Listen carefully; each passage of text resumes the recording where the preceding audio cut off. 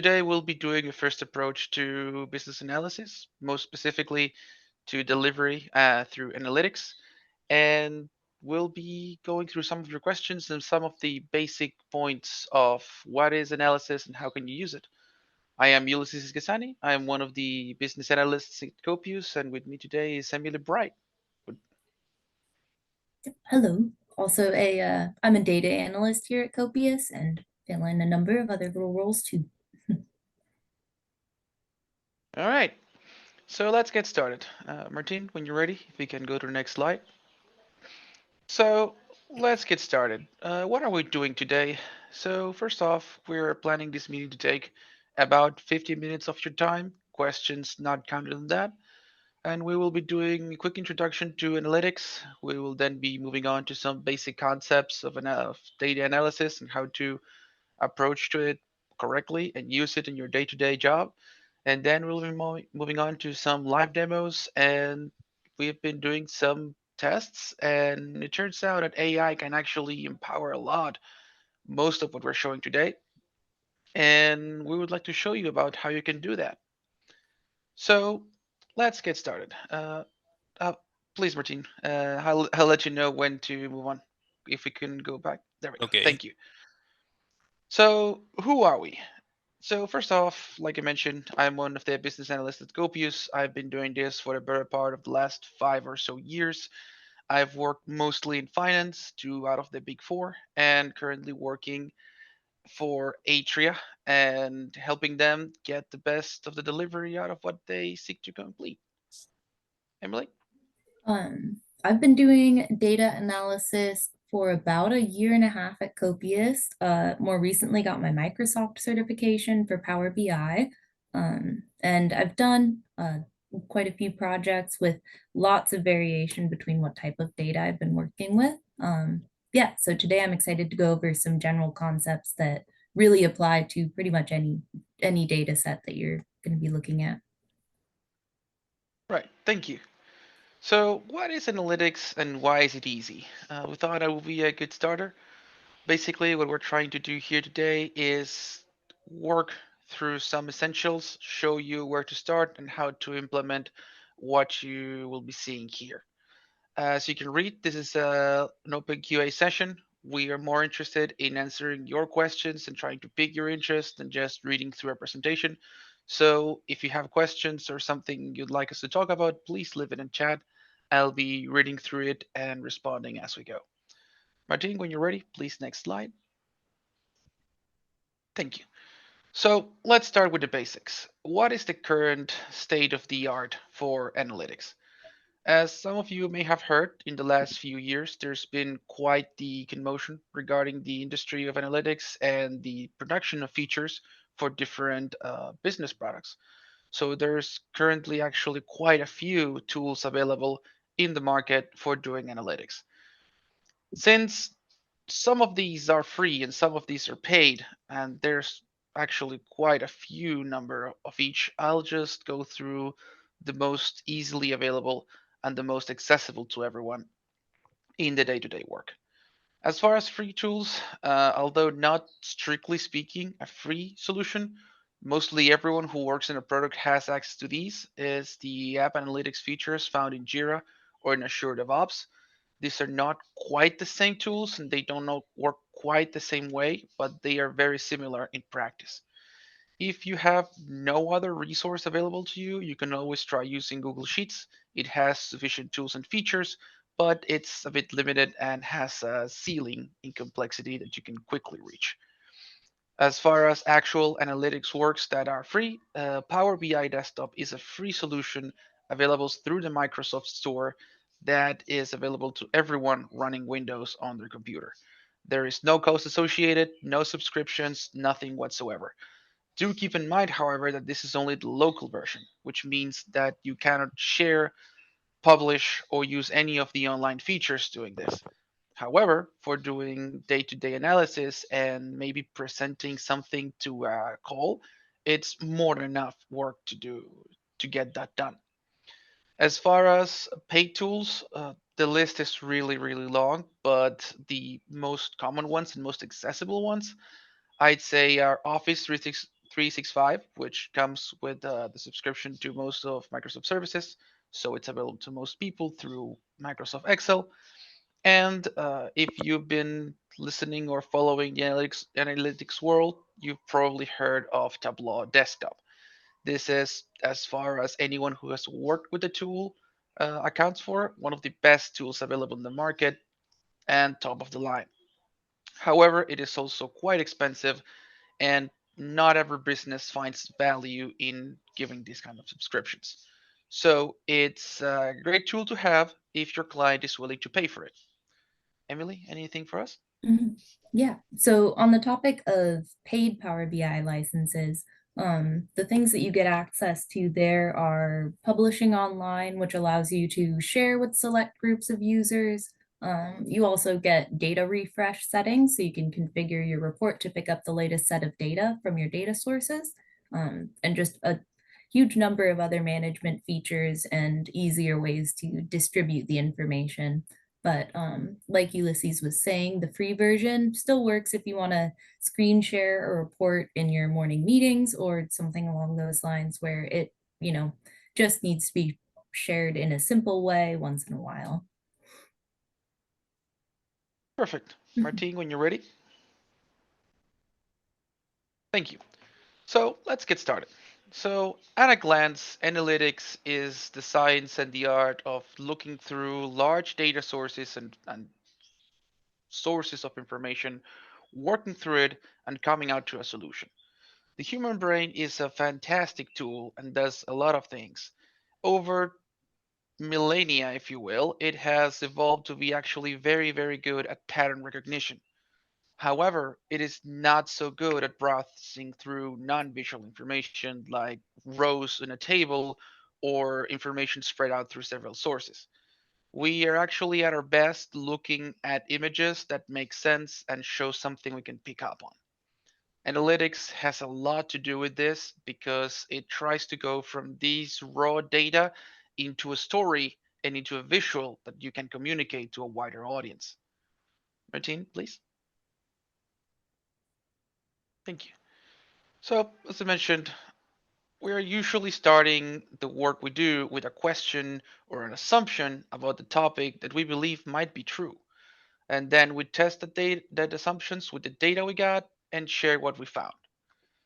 So it is this process of going from raw data into clean, organized data sets and then making visuals.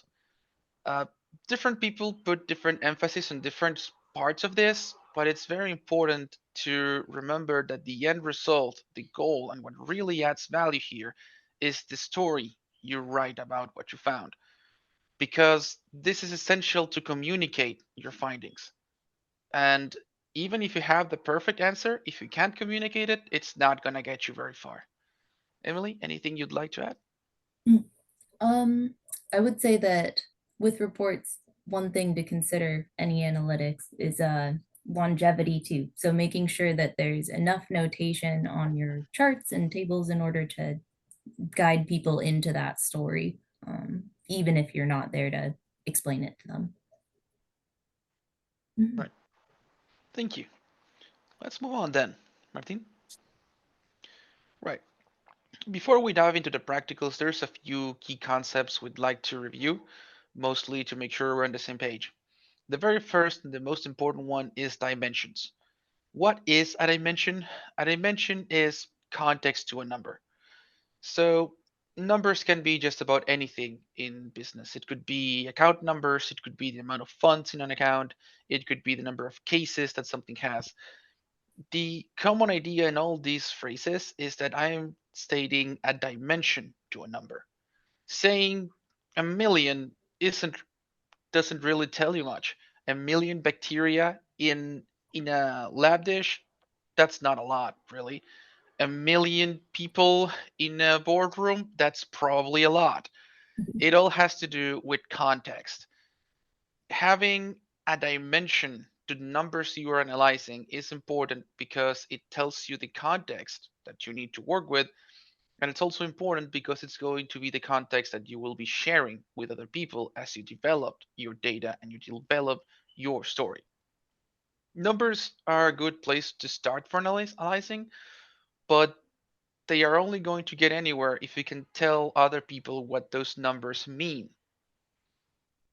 So, giving a dimension usually means choosing a context to tell your story or to analyze your data.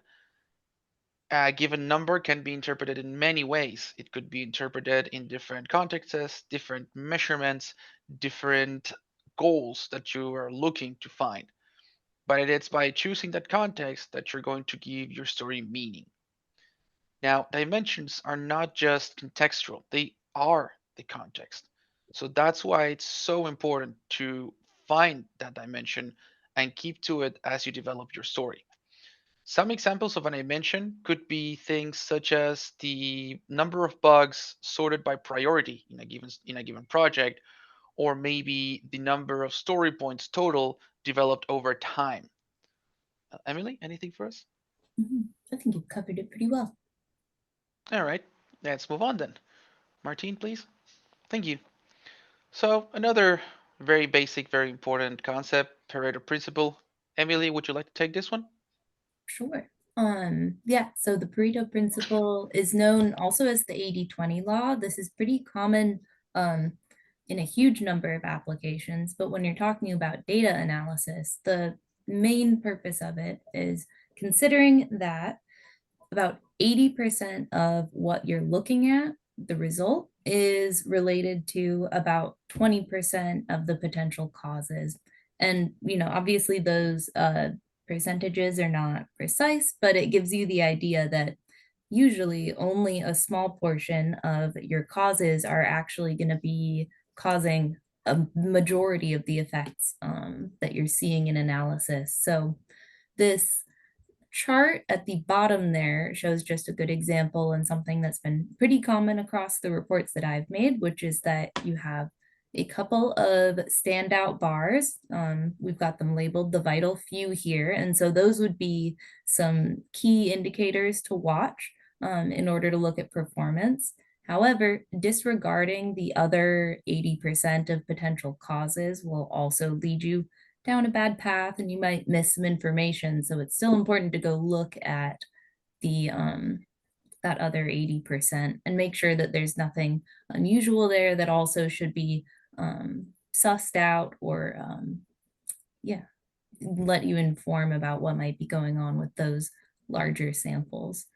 Um, and then I'd add that so the cause of a problem can seem evident. It might seem like you've tracked back to that 20%, but correlation isn't causation. It's important to keep asking yourself as you're narrowing something down whether you've really gone down as far as you can.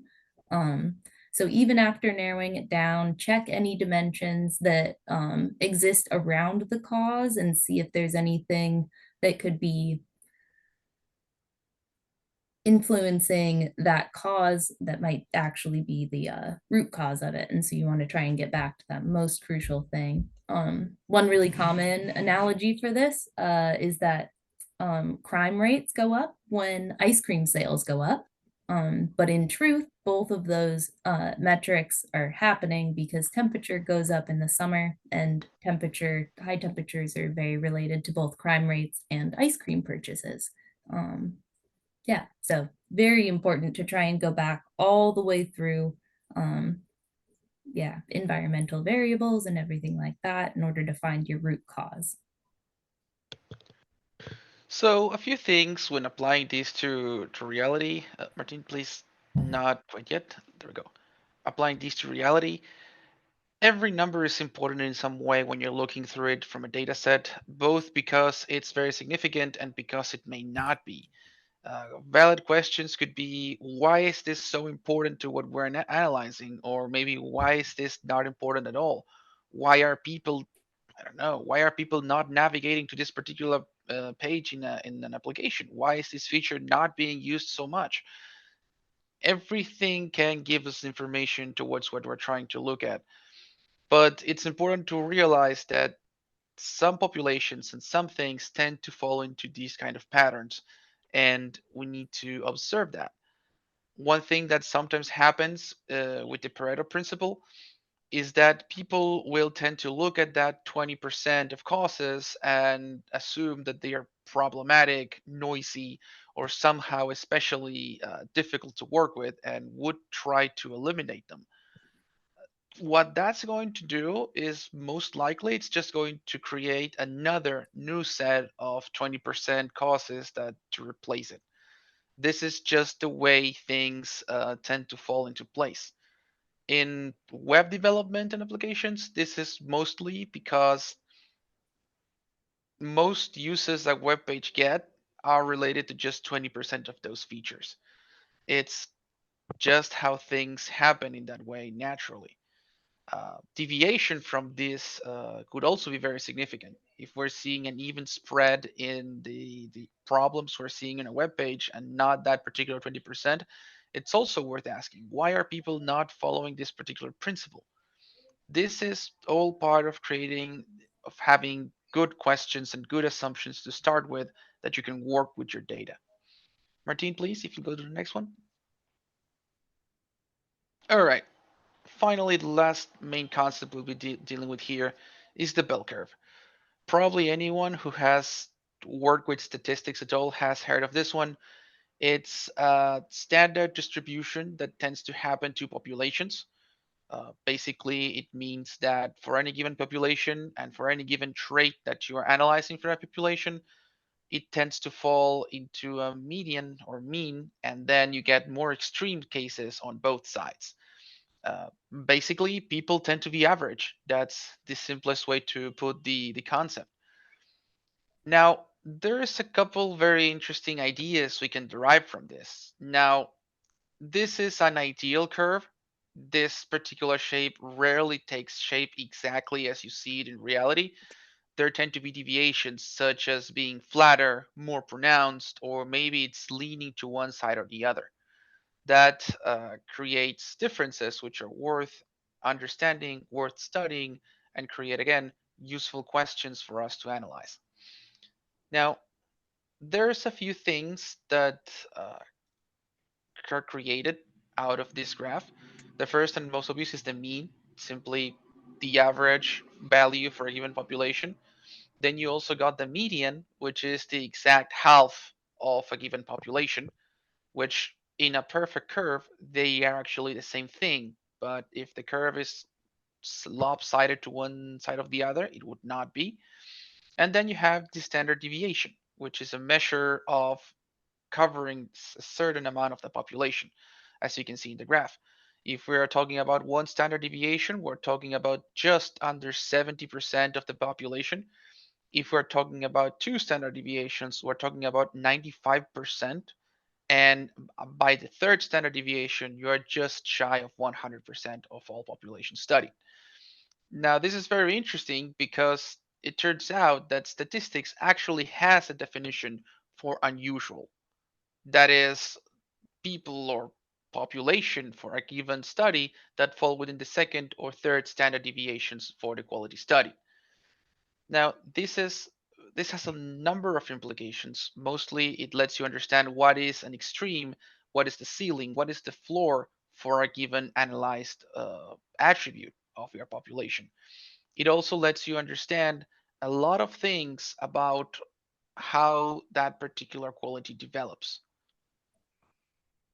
So deviations from this baseline are always relevant and always very interesting to study. This could be for two reasons. The first one is that understanding what makes a given member of this population be unusual, what has led it to go into the second or third standard deviation. That could be any reason. Are they unusually fit? Do they do extra exercises? Do they have a good diet? Do they have good sleeping habits? What makes this individual exceptional? And then another way of analyzing deviations is when this exact bell curve does not shape up in this way. For example, if we were to see a sudden peak in the second or third deviation to the right, that's a very interesting question, is why are there so many exceptional individuals in this particular population? What is causing so many people to be unusually good at this or unusually high in the value we're studying? Emily, anything you'd like to take from here? think you've covered it pretty well. Definitely very important to go look at those outliers. Oftentimes, if something is really looks unreasonable, it'll point you towards somewhere that the data could be improved and made more accurate. All right, Mhm. let's move on. Martine, when you're ready. Finally, this is not so much a fundamental of statistics, but it is a fundamental for business delivery, which is the KPI, so the key performance indicators. They do have a relation to analytics and statistics because the foundationals for a KPI is found here. Basically, a KPI is a metric that can measure progress towards a goal. What is a KPI? Well, just about everything, really. It depends on the context, depends on the business, it depends on what the client considers valuable. Uh, it could be tickets solved, user stories closed in time, bug to user story ratio, could be number of clients conversions in a sales application. It could be concurrent users for a tool. Anything that measures how good we're doing in the terms that the client is measuring it could be considered a KPI. Now, as Emily will probably elaborate, reporting audiences guides KPIs. What matters to the reporting audience is what the KPI is. What I would add to that is that every audience is aware of what's important to them, what they would like to see, what they would consider progress. But not every audience and not every client is aware of what a KPI is and that they should be tracking it. Or maybe they are not tracking the correct KPIs or they are not tracking all of them. Showing hard info on KPIs and including a method for detailing that data is a great way to build trust with a client.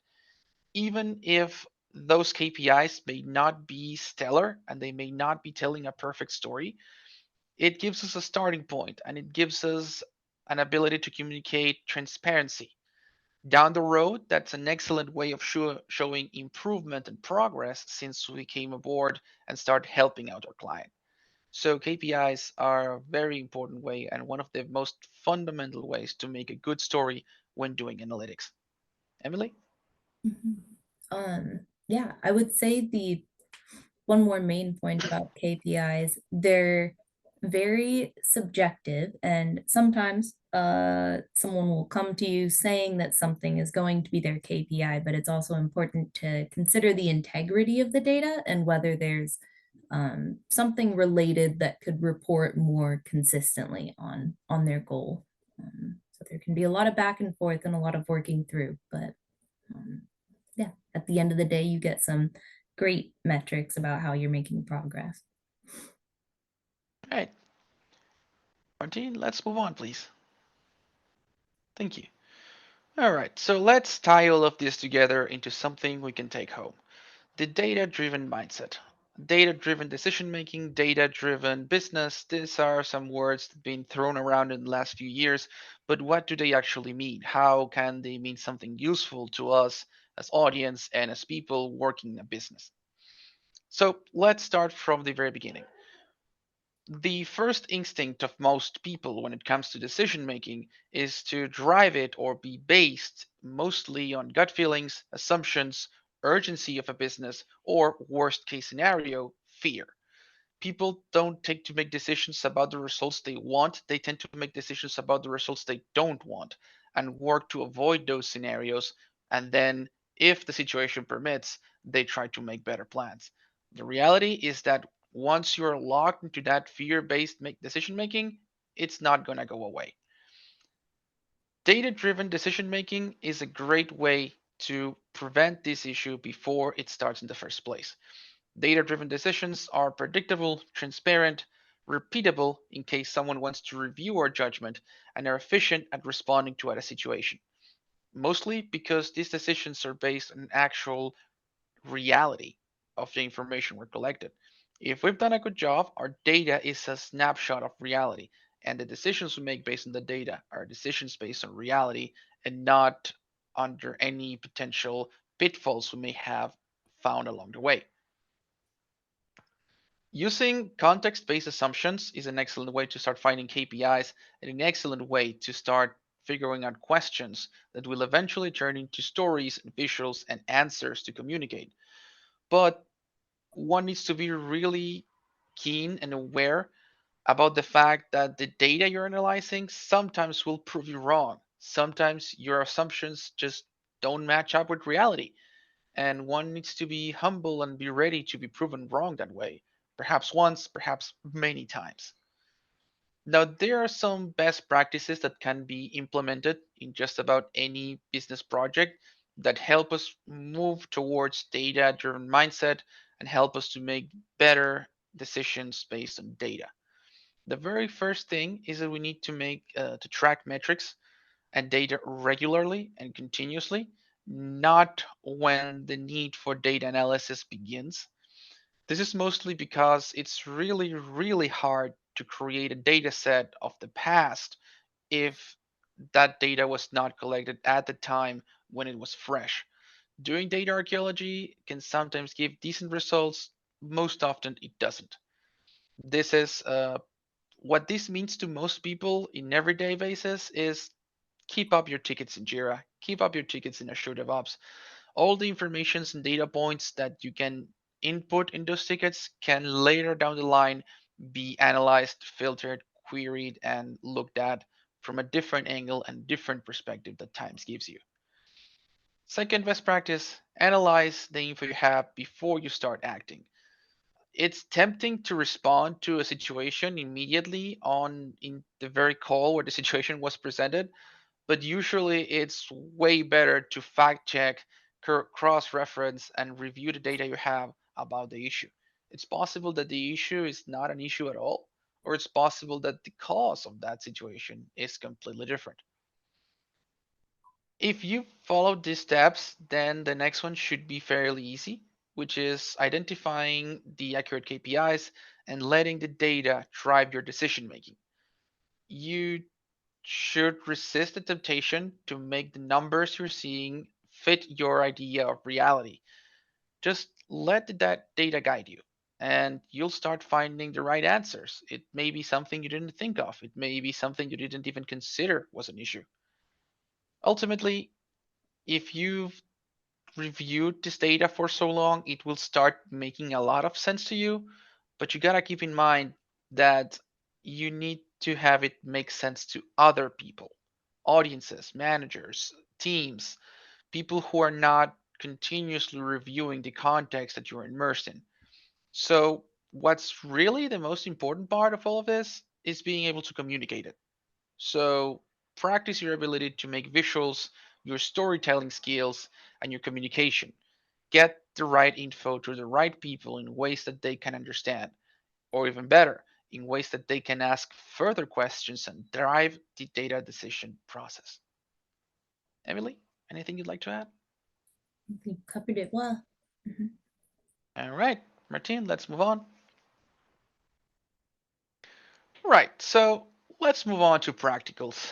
At this point, if you're following us from your computer and got some spare time, it would be great if you could start putting up your own version of Excel, Power BI, Google Sheets, or the tool you have.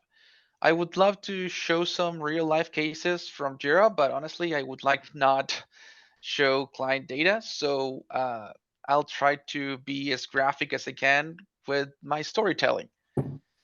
Now, as I mentioned, both Jira and Azure DevOps have their own modules for analytics.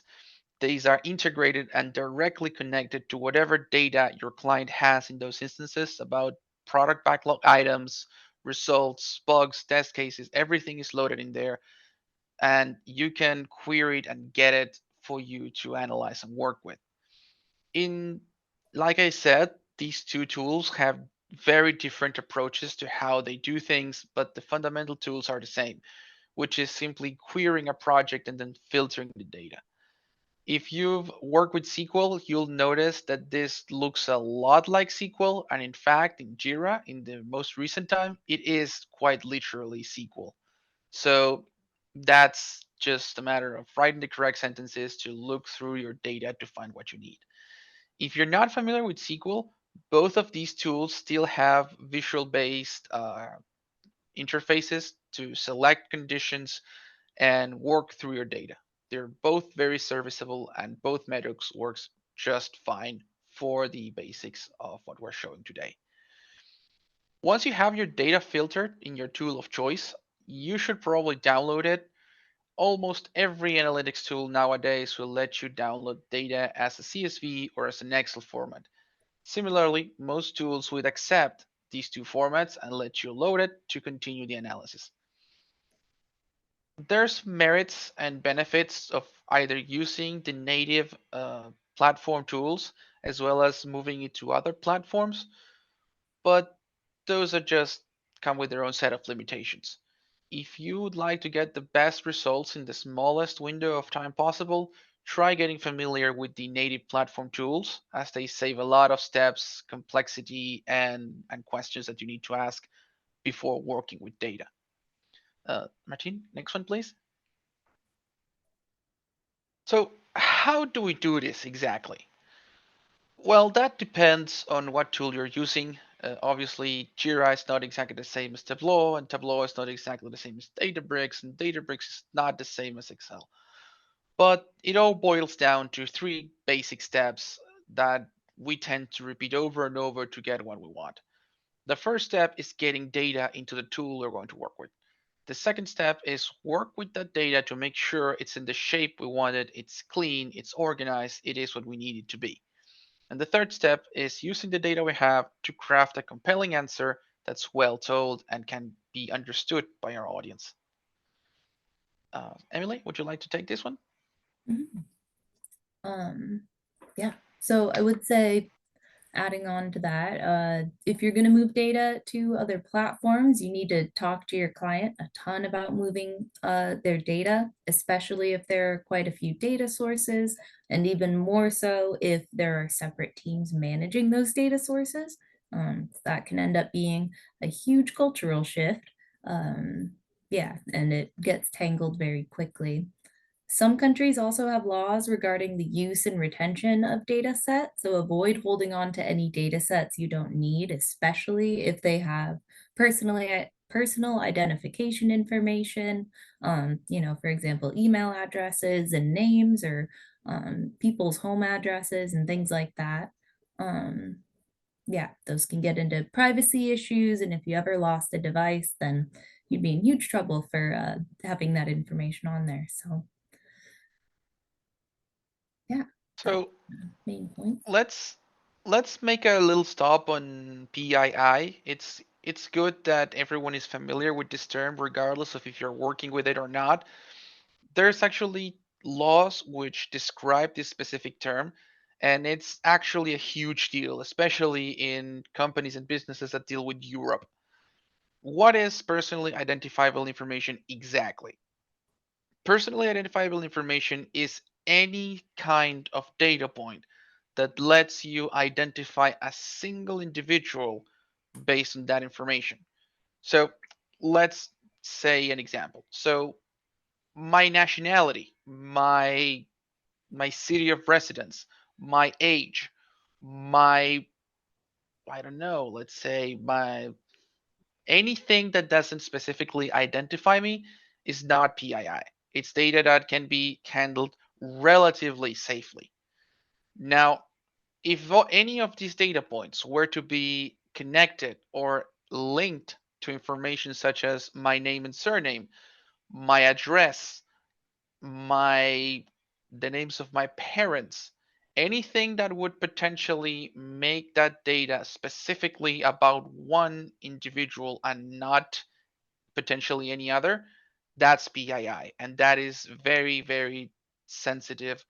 And there's laws against manipulating these data irresponsibly. So, if there is one takeaway I would like to give you from this call, even if you're not particularly interested in analytics, is be aware that that sort of information is sensitive and be aware that it needs to be handled very carefully. All right, let's move on, please, Martin. Okay, so how do we get to play with the data we got? How do we get to start actually analyzing and learning? So the reality is that the more you look at data, the more you practice with data, the better you get at working with it, regardless of if it's a familiar data set or not. Data is can come in many shapes. It could be a SQL table, it could be a stream of data, a webhook, it could be a data lake. There's many ways in which data can be shaped, but usually it boils down to a table that is organized in rows and columns that say things. Getting a table into a tool is usually the first step, and the next thing you can do if you're not sure what to do is pivot it. Excel lets you do it, Google Sheet lets you do it. Power BI is essentially a very, very complex pivot. By doing this, you start playing with the relationships, you start playing with the way these data relates and how they group. There's a lot of information you can find out just by pivoting data into a pivot table and seeing how it develops and how it works. Now, one thing which is very, very interesting about Excel and Power BI is Power Query. Power Query is not a very well-known tool, but it's actually incredibly powerful. It started off as a advanced or experimental feature in Excel, and it sort of took a life of its own based on how powerful it was. It's what later came to be Power BI. Now, this tool exists both in Excel and Power BI, but it's important to mention that it's not the same tool. It's not the same feature. It has diverged, it has mutated to the needs of these two tools, and it does similar but different things in each scenario. Now, your analysis, whatever it is that you choose to do, could be as complex or as simple as you want it to be, but it's all up to your own experience and the results you want to get. And you, it works best if you pick the right tool. In the case of Power Query, it's good to remember though that Power Query and more specifically Power BI works with tables, the entire column, the entire row, the entire shape of the data, not particular cells, not particular sets of information like Excel does. All right, let's move on, please, Martin. All right, let's get our hands on. I'm going to take over the share for a moment and show you the very first points with Excel so we can get a warm up while Emily gets ready for Power BI. All right, let's see. I'm going to share. Here we go. There we go. Let me know if you can see an instance of Excel, a clean book. Yes. Yep. Perfect. Perfect. Thank you. Now, I'm not going to teach you how to use Excel. That's not what we're here about. I'm just going to show you one very specific function, which is in the data column, which is get data. This is typically the way we enter Power Query. And some of you may be very familiar with this, but I'm going to assume some people in the audience are not. So I'm going to take a moment here. So you can see there's multiple ways to obtain data from different sources, and this is evolving all the time. Some of the more advanced functions are limited to tools that are designed to work with this, but there's two in particular which are always ready, always available, and always handy, which are text CSV, Excel workbook, which is just loading data from a file, and web, which is the one I will be showing you today. So let's say I downloaded a CSV file from my application that has some info I want to work with. I'm going to head here, just go to downloads and pick the information I want. It's going to take a minute and boom, from a CSV file into a table. I could work a lot with that, but let's keep to the basics. Just hit load and my information is here, just like that. Let's give it a minute. And there we go. So just like that, the data is here, it's available, it's ready to use. We could create a pivot table, we could analyze it, modify it, clean it, anything we need. Now, how is this different from copying and pasting from the CSV file? Why is this so revolutionary? Well, this process is not actually copying and pasting. It's trying to get the data from a specific file in a specific location in my computer. If the contents of the file were to change, say I downloaded the file again after a refresh, I can just hit this button here, refresh all, and it would get the information again as it is on that new file. So that means I do not have to modify my work every time I try to make my analysis. Now, the other very powerful tool is from web, because I don't even need to download things. I can instead locate the URL where they're located, and that's going to do what it needs to do. Now, as you can see here, I'm looking at the repository filled with raw data. Some are databases, some are CSV files. What I wanted to show you here is that I don't even need to download it. If I go back to Excel, I can just say, hey, look, there's a CSV file here. Go look for it. So Excel is going to make the connection, make the parsing, make the reviews, all these steps that need to be done. It's going to look. And just like that, it detected a table. Here it is. Here's my information. Load. Give it a minute, and it works. Just like that. The information's here. Again, how is this different from downloading and copying and pasting? Well, let's look at how this repository is designed. There is all this information here with names specific to things and dates where the data is loaded. However, this is a latest folder, which means that changes every so often with new information. Since I have used the address of the latest folder, when the new data is uploaded, when this entire information gets changed, then when I refresh my file, I'm going to obtain the latest data just like that. And in just a few clicks, I've built a tool that is directly looking into live information for whatever it is that I'm trying to do. Now, I could go on for hours with this and show you how to do it, but this is just Excel. And best case scenario, I'm going to get a few nice graphs. Let's take a look at Power BI, shall we? Whenever you're ready, Emily. Mm. All right.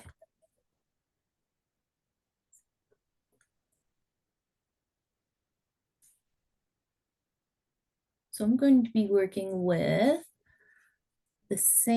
one of the same files you saw there. It's a basic data set I picked up off the internet about video game sales. So to open it up, I downloaded them as CSVs because that's very easy, though particularly useful for our cases. You can also use a SharePoint link.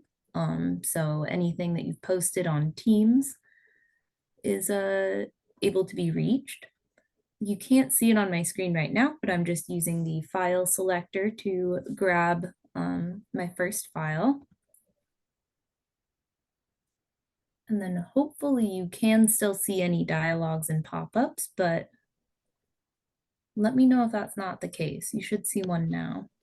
We can see the pop-up. Yep, Good. it's All looking right. for the table. Yeah, so this is our first CSV. We've got a little preview of it so we could take a quick look and make sure it's what we want. Here you can also, let's see. Yeah, that's about it for that.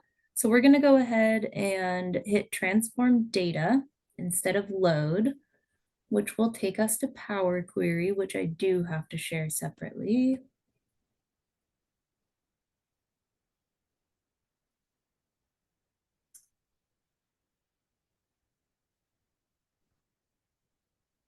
Okay, so over here in Power Query, you can see that we've got our first CSV of data loaded in here.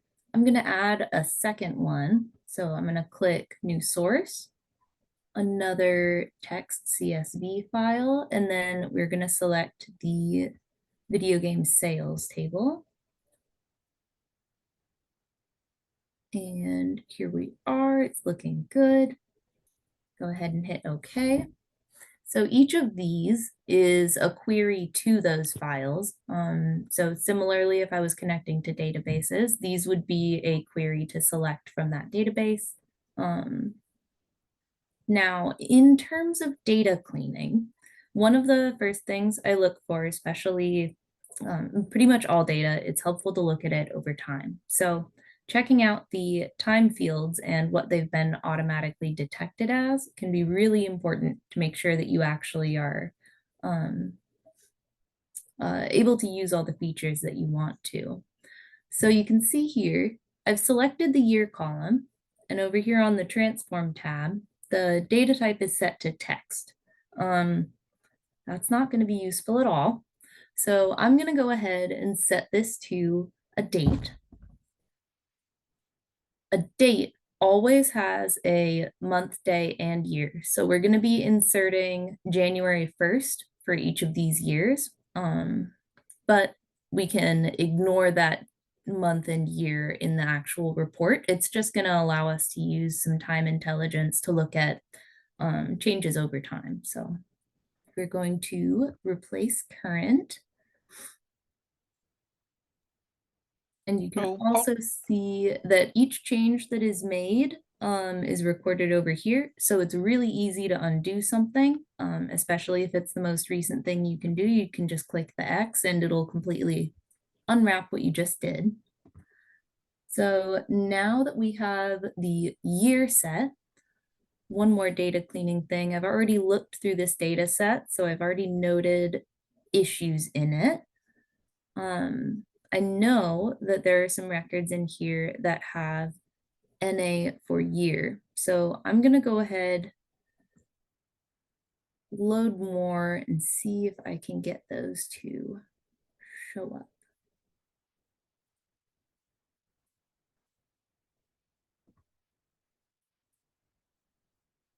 Wonder if, so Power BI is very interesting in the sense that it tries to be smart and tries to help you work with your data. We went over this briefly, but there's a lot of connectors for data in Power Query for Power BI. You can connect to webs, to CSVs, to SQL, to Facebook feeds, to Reddit feeds. You can connect to Dataverses. Just about anything has a connector, and you'd be surprised with the things you can pick up sometimes from different connectors. For example, the web connector will actually take any web page you give it and scan it for tables. So you don't even need to know very well how you can pick how the data will come out. You can just give it a try. And if you become an experienced user, you can actually start really digging into the process and working your way to get the data you need from just about everywhere. as you might have seen there, so I found that my change types command had done something nasty to those NAs because obviously changing letters to a date is pretty weird. So I just removed that step, did my filtering beforehand. So I deselected the NA records, and now they won't be loaded into our actual report at the end. So we were almost all set with data cleaning, but honestly, this is where a lot of time for analysis goes, and it's worth it to put your time in. So, final thing, our sales are reported in millions. Seems fine, but when you start summing them and get to billions, all of your labels are going to look like nonsense because everything's going to start reporting in hundreds and thousands. So we're going to do a, let's see, hang on. So we need to do a standard calculation on this. Oh, there we go. So what I'm looking for is grayed out, and it's because it's decided that the sales numbers are text. So we're going to set that to a decimal number. Then we'll be able to access math functions, and we're going to multiply all of these by 1 million so that we just have a straight number without any weird units at the end. And Power BI can handle those units however it wants in our actual report. That's 6. Yes.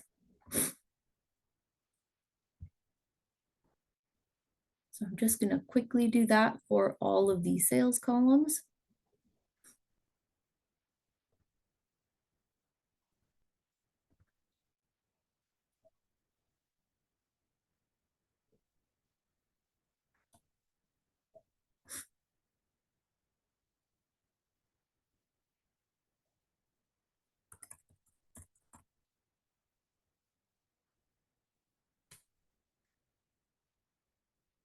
And each time we're getting another step, we're allowed to walk back through those steps.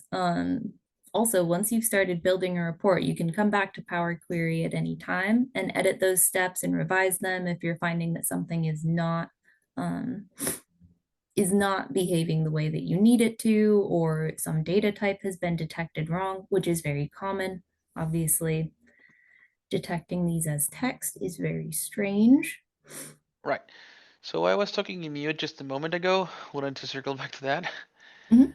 The reason we're doing this live here and sort of discovering with this data is that to showcase that Power BI is a very simple to use tool in which one doesn't have to know about programming at all if one doesn't want to work that way.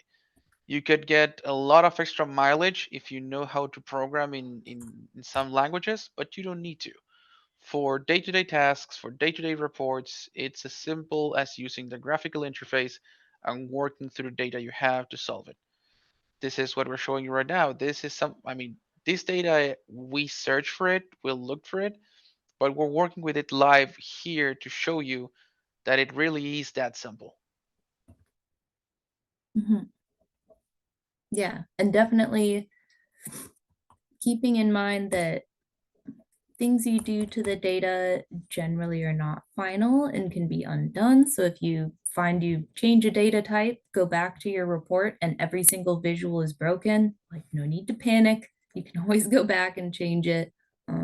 So it's not the most terrifying or foreign thing. So now we have our year column set. We have the sales columns all in millions. Oh wait, I missed Japan. Always important to check everything multiple times. Okay.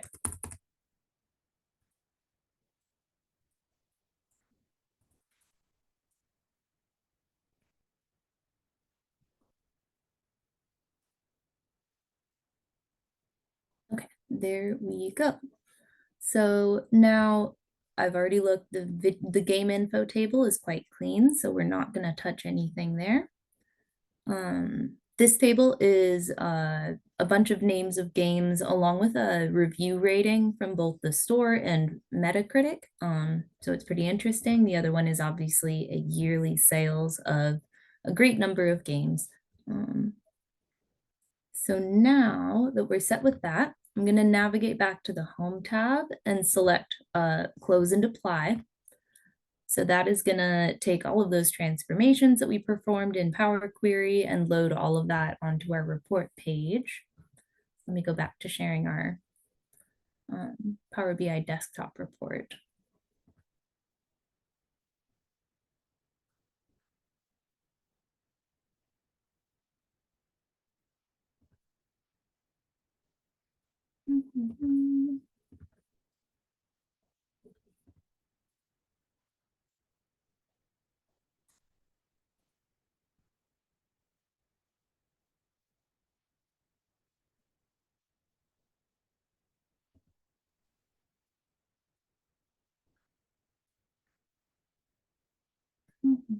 Okay, all right, got So the right if any one. questions, this time to start working through them. I'll be happy to start preparing the answers. Please feel free to leave them on the chat. I'll start working on them to see how I can help you.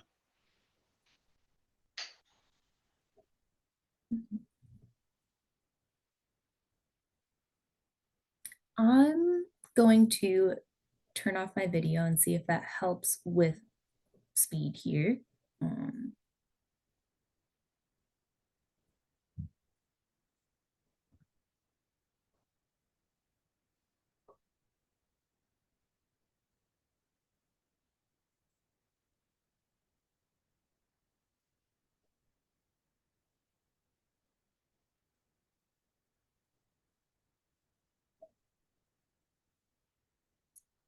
Power BI is pretty slow to operate when you have a screen share going. So my apologies for the delays here.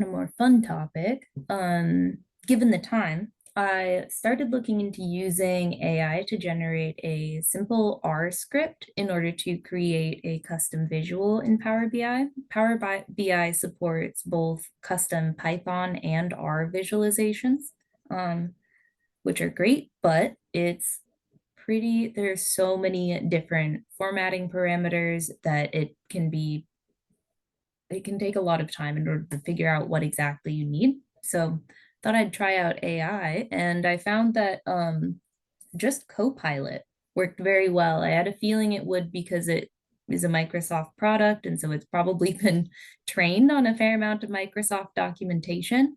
Um, but I was getting more consistently functioning charts than GPT-3. So Copilot right at your fingertips and really handy for this sort of thing. Um, and in Power BI, you can also add different visuals if the default built-in ones aren't fitting your needs.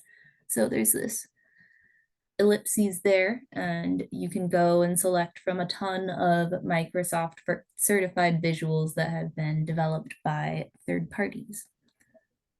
We have a row that contains errors. I'm going to ignore it for now.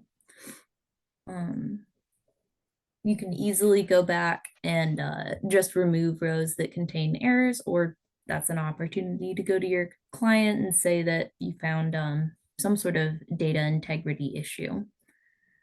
To start off, I'm going to set up a simple table so we can start looking at our data.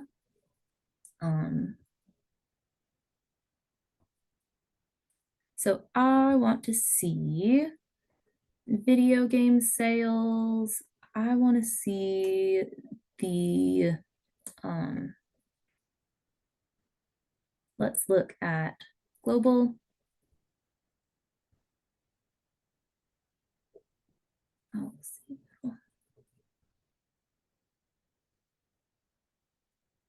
Japan, North America, and Europe. And you can see that Power BI has automatically detected these columns as being good for summarizing.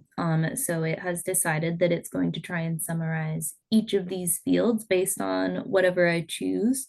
Right now it's just summarizing all because I haven't split it up by anything. But if I add the name field in here, we can see each of those sales numbers by name once it actually loads.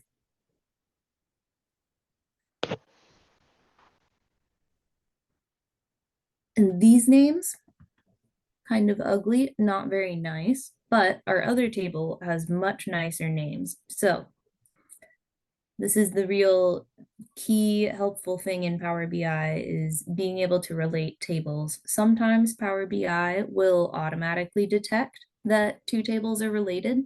But I find that mostly happens when you have columns that are clearly IDs. Since these two have names as the common column, it's a little bit harder for it to pick up. So we're going to add a relationship manually between these two tables so that we can map the genre and names and Metacritic scores to the sales numbers.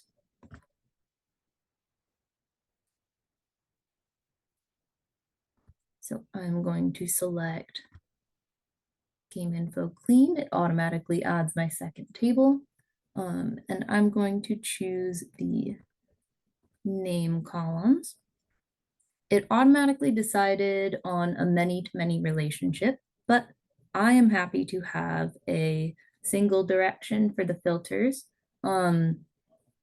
don't worry about this too much. If your data set is only a few tables, many to many is okay to have around.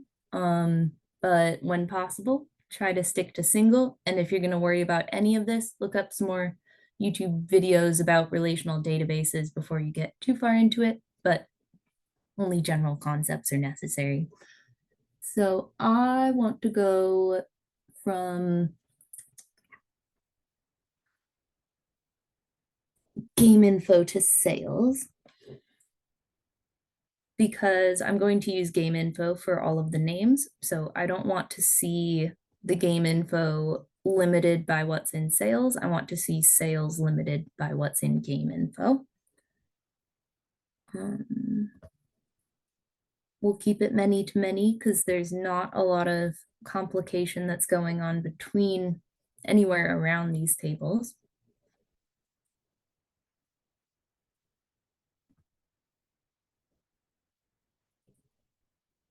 And now we have a relationship that we can use. So I'm gonna head back to the report view. Here in our table, I'm going to get rid of the original name column and add in our name from the clean game info. And then the game info also has a more detailed genre description. So let's bring that in as well.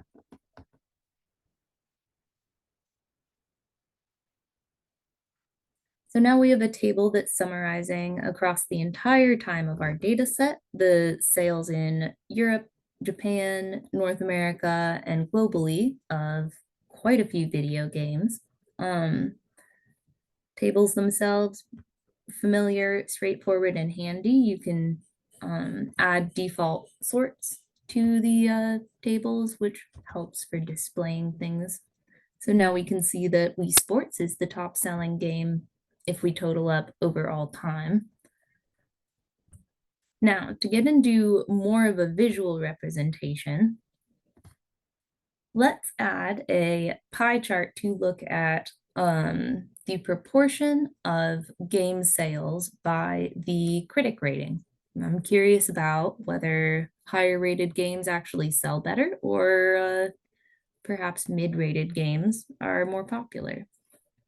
So to do that, now that we have our related tables, Emily? Mhm. So, circling back to what we were saying earlier, what Emily's doing is working with the assumptions and questions. This could be simply a question, which is what games sell better, or maybe she'd be testing an assumption is it relevant to have a higher rating to get sales on a game? And now she's testing that with data. Mhm. 1 second. Okay. So for our legend, I'm going to add the Metacritic score.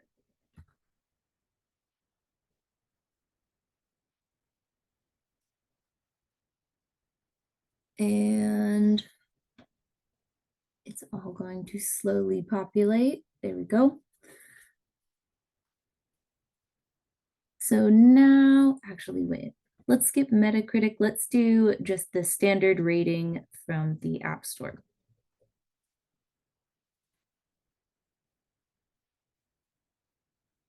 All right, there we go. So we have a pie chart, but this is where you catch that something about the data shape is really unfriendly to visualization, which is this down to 2 decimal digits rating system.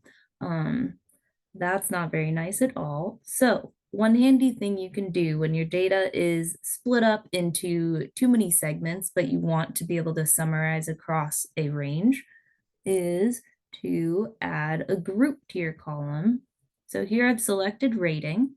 I'm going to add it to these bins. The size of bins I want to use, I'm going to go to 0.5 so that we have 5, 4.5, 4, etc. All I have to do is hit OK. And this will generate a new column with the entry for the bin that that row is in. So if the row is a 4.3 score, it's going to fall into the 4.5 bin. And once we have these, we can substitute them for the ratings on our pie chart to actually see a much better breakdown.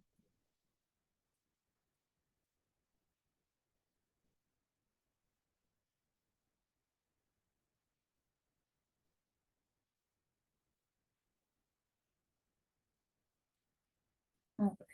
So I'm going to go ahead and remove rating from the legend and add our new binned ratings.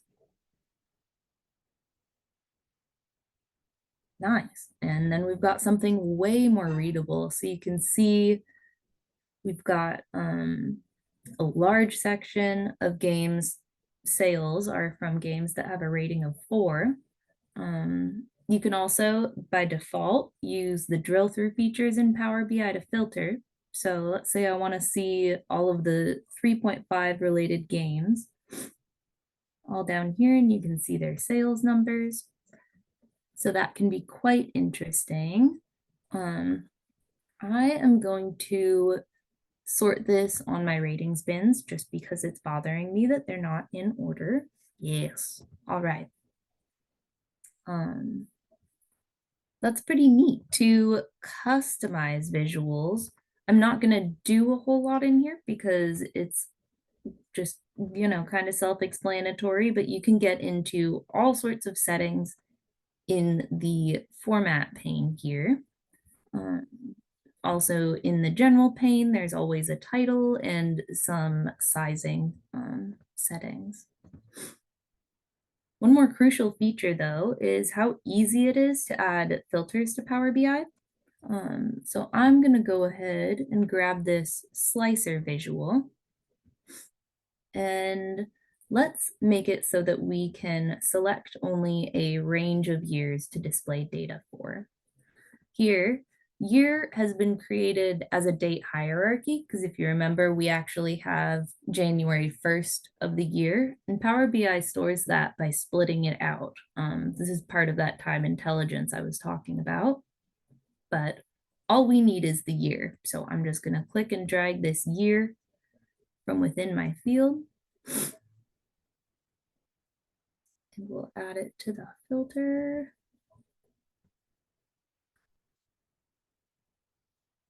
And now we have a nice between slicer. It automatically decided that between was a good format. And yeah, beautiful. You can also easily do text edits. Let's say I want to stop at 2000. And there you go. Super easy to summarize your data over any time period you want. To briefly get into the Copilot AI demo because it's really cool. I'm going to share my entire screen so we can get back and forth to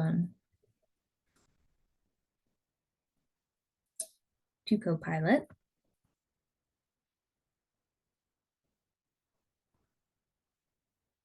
So I've already workshopped a question in order to make sure that I have every single detail that I need in order to get what I want. Obviously, there was a bit of back and forth to figure out how to get exactly the script that I'm looking for. So I added more and more specifics to explain my context. Hopefully you guys can see my entire screen right now.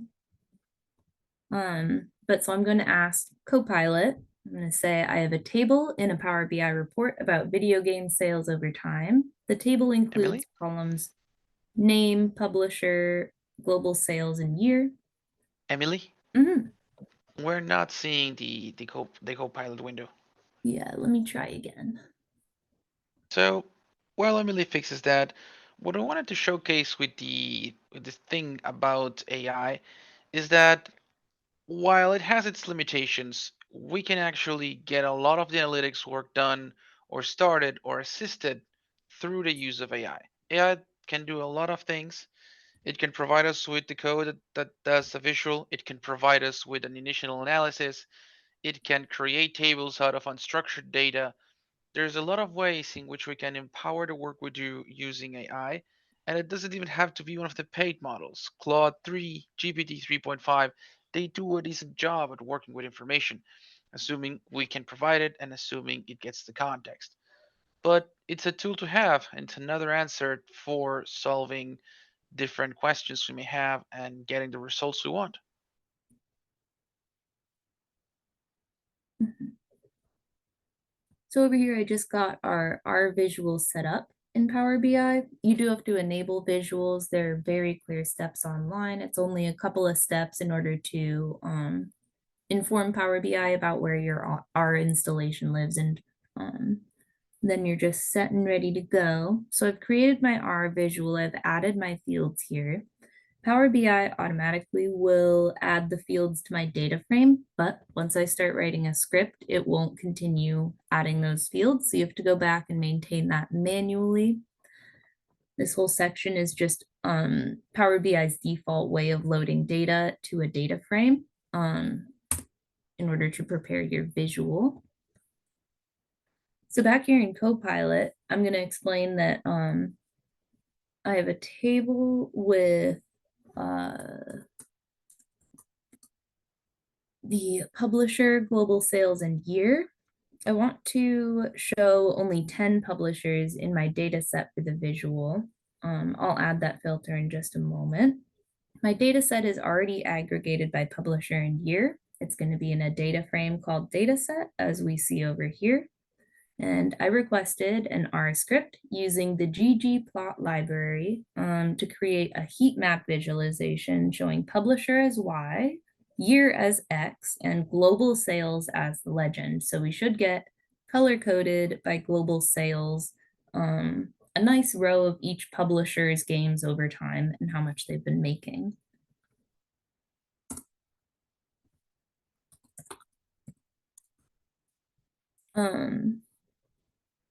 While that's going, I'm going to go ahead and add a filter to this sum of global sales.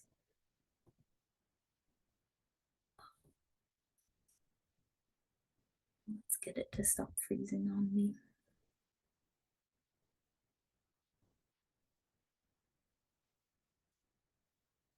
So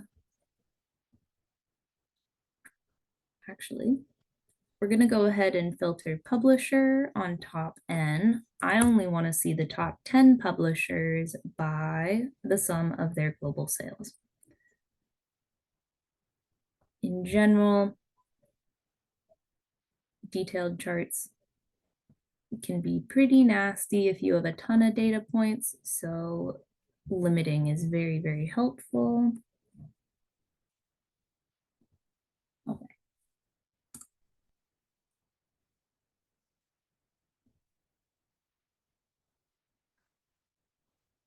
Oh.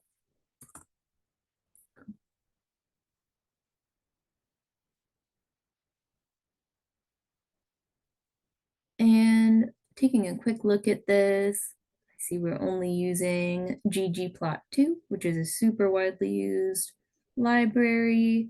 Vaguely everything's looking fine. The variable names are all correct. So I'm just going to try and copy, paste, and we'll see if this works without any adjustment at all. And there we go. Suddenly you have a heat map visual, which is, you can get it custom through Power BI as well, but it's varies a lot depending on who developed it. Pretty easy to update. So I could set the high to dark green. And using additional libraries, you're able to add tooltips. So if you hovered over each of these, you could see some data labels about what the sales were for that year. And of course, this visual is going to receive the data as filtered by the page in Power BI. So it responds based on our year selector here, as you can see. It's only going up to 2000, stops at 1986. And it'll respond as we change the data set that we're displaying. So that's about all the time we have. But hopefully this gives a good launch point for some of the basics and where to start from and how straightforward it is to get a really interesting dashboard going. So you can see we can filter because we have that relationship. You can look at sales of only the four rated games and filters easy to add. So it really can give you a lot, even just personally, if you need to look through some data and get a visual on an idea on a situation you're dealing with. Right. So ultimately, what we wanted to show is that this is relatively simple to tackle. None of these requires coding, and none of these requires any sort of expert knowledge. We wanted to share this with you so that you could have an idea and perhaps pique your curiosity. We're running a little late, so if you have any questions, you can always send it to either me or Emily. But we would like to thank you for your time and for being here, and I hope you found this interesting. With that, thank you and have a great day.